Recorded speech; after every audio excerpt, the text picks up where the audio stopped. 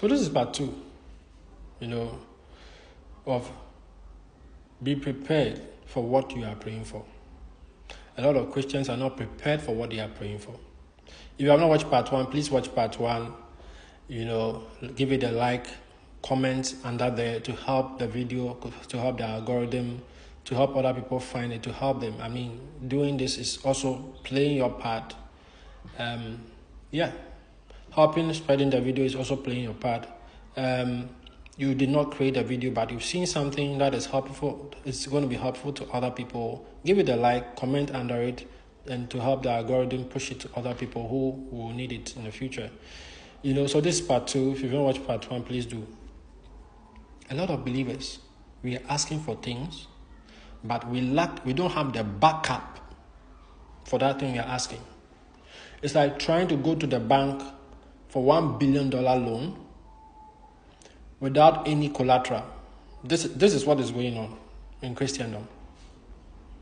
What you are asking for, you should have the backup. Like I'm saying, using the bank. If you're asking for $1 billion loan, there's some kind of collateral you should have.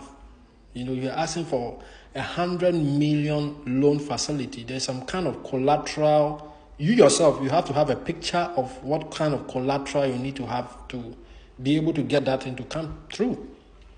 But when we come to God, it's not like that. It's how you are able to endure. And mind you, that a lot of the things people are asking for, the devil doesn't want you to have it.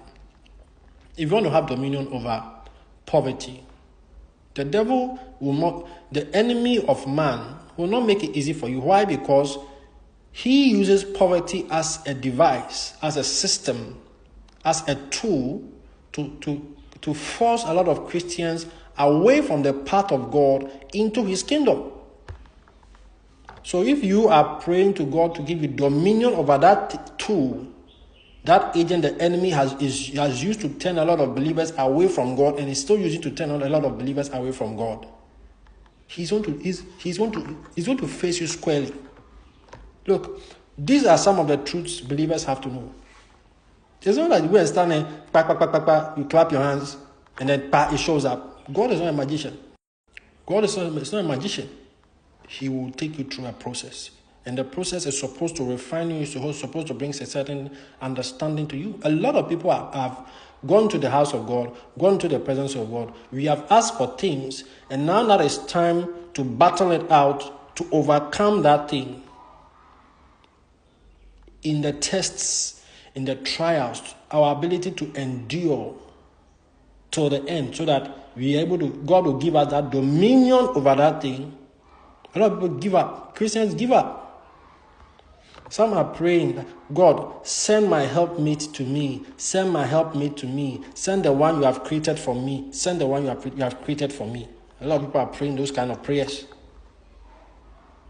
Now, if you go to the presence of God, you're asking God to send you your helpmeet to you. God should send you your Adam. God should send you your Eve to you.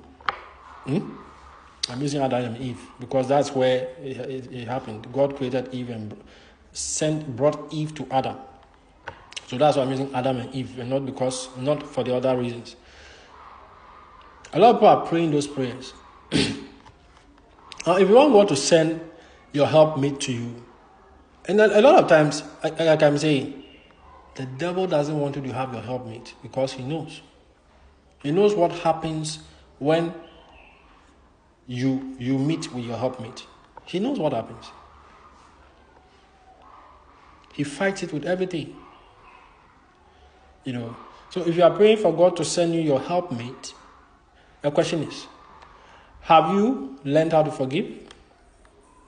There are things you have to do yourself before that helpmate comes.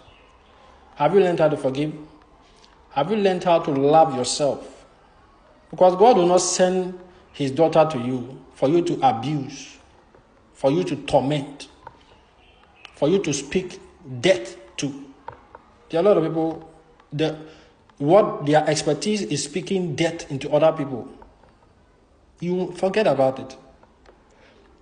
So people are praying, God, send my helpmate to me. Send me the one you have created for me. Have you learned how to forgive? Because so far as you're a human being, blood runs through you, you walk on this earth, you are going to encounter people who make a lot of mistakes. Even the helpmate. The helpmate that you think should be perfect like a robot. No, it's a human being. Have you learned how to forgive? Have you let go the issues? Have you let go the traumas and issues that happened to you in the past? Have you let it go? You're asking God to send you your helpmate. Have you let go the issues of the past? Have you learned how to love yourself? Because if you have not learned how to love yourself, you cannot love anybody.